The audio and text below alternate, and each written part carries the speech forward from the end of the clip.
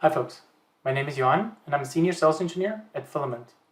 And today I will show how Fylamynt can automate the remediation of an alert received from your existing performance monitoring or logging tools. So the use case we're addressing is where you're monitoring a Linux-based server for high memory utilization due to perhaps an application that's experiencing memory leaks. When an alert is received for that specific server, the remediation process taken is to SSH into that server and restart the service. In our environment, the servers are running as EC2 instances on an isolated network. So before we go and review the workflow itself, let's look at the different tools and integration that's required to make this happen. First off, we're using new Relic to monitor the EC2 for memory utilization. However, for this particular workflow, New Relic can very easily be replaced by other APM tools like Datadog or Sumo Logic, for which we have integrations available as well. So within New Relic, we have an alert configured for the memory utilization, as well as a notification channel that sends this alert directly to a PagerDuty service.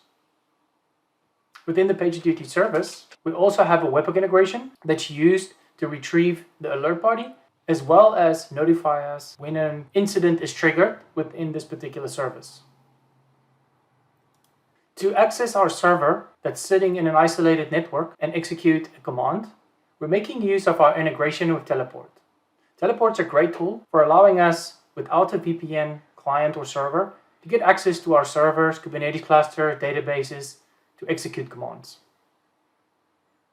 Then lastly, we also have a Slack integration, which allows us to send communication as well as that's used for approval. So let's actually go and review the workflow itself. I'm currently within our editor where we have the ability to drag and drop different action nodes based on your requirements. So first off, we're starting with our PagerDuty alert. This allows us to monitor a particular service, and when an incident is created on that service, Fylamynt will automatically trigger this workflow. We then add a JSON path action node, which we're using to retrieve the input from the PagerDuty alert.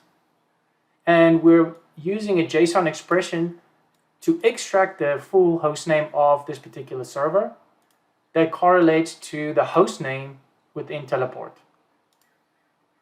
Next, we've added an approval node, which sends a message to a Slack channel where the user can interact and accept or deny the approval.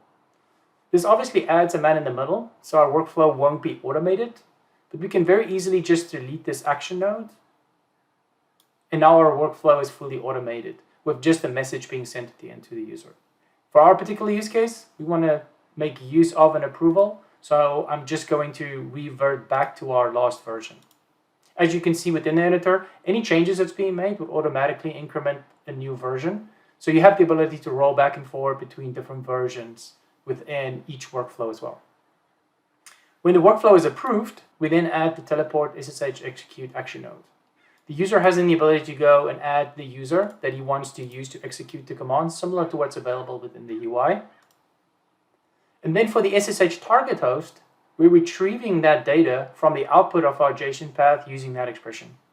And then the user can add the SSH command to run, in this case, to restart the service. Once the service is restarted, we send a Slack message to inform them that we've successfully carried out the command. And then we resolve the ticket. Now that we've reviewed the steps of the workflow, we still need to go and configure the task in order to automatically trigger this workflow based on the service in PagerDuty. So within Fylamynt, to do this, we make use of task management. So first off, we need to go and create a task type. In this case, our application memory alert with the service restart. And we associate that with our default workflow created for this particular runbook. After the task type has been created, we go into the integrations, in this case for PagerDuty, and we have to assign this task type to a particular PagerDuty service. So let's just quickly have a look on how to configure this. So first off, we surface up all of the PagerDuty services that you can select. In this case, we want to use our new Relic EC2 memory service. And then we have to correspond this to this particular task type, which is our app memory. Now that we have this task type assigned, whenever an incident is created in the PagerDuty service, our workflow will automatically be triggered. So this is kind of a quick run through of the workflow itself. So let's go ahead and just see this in action. So I'm connected to my EC2 instance. And in this case, I'm just going to start a stress test on my server, which will generate some memory utilization. Within new Relic, we should see an incident appear, but this might just take a minute. So I'm just going to pause the video here until the alert comes through. Okay, and I'm back.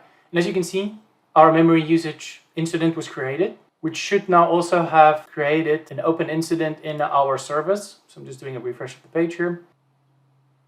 And our incident has been triggered. So within Fylamynt, we can now go view this particular task. So let's just go and review the execution steps for this workflow. Currently it's in the pending state because it's waiting for the approval to execute the command. But let's just review each of these steps in detail. The first one is the PagerDuty alert. So this is where we're receiving the input directly from PagerDuty. And the information that we're interested in is the target information, in this case where we can retrieve the full host name. The next step is the JSON path. So this is where we're using the JSON expression to retrieve the information for the particular server, which is the output, and correlates to our host name within Teleport. The next step is the approval. So within our Slack channel, we should see a message appear where the user now has the ability to go and approve or deny this request. So let's go ahead and approve. This should now allow us to continue and execute the command. So for the teleport SSH execute, we're taking the inputs for the username, the SSH target host, which was retrieved from the JSON expression, as well as the command to run.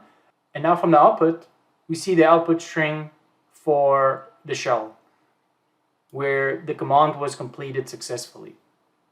Then we perform the string transformation to get the server name, and we send a message to Slack to inform that the SSH service was restarted successfully for this particular server. And then lastly, we go ahead, connect to PagerDuty, and resolve our incident 461. So this was a quick review of the workflow. If this is something that you're interested in, this workflow is available in our template library. So if you do go ahead and log in and sign up for an account, you can very easily duplicate this workflow, connect your integrations, and execute this workflow as well. Thank you. Bye.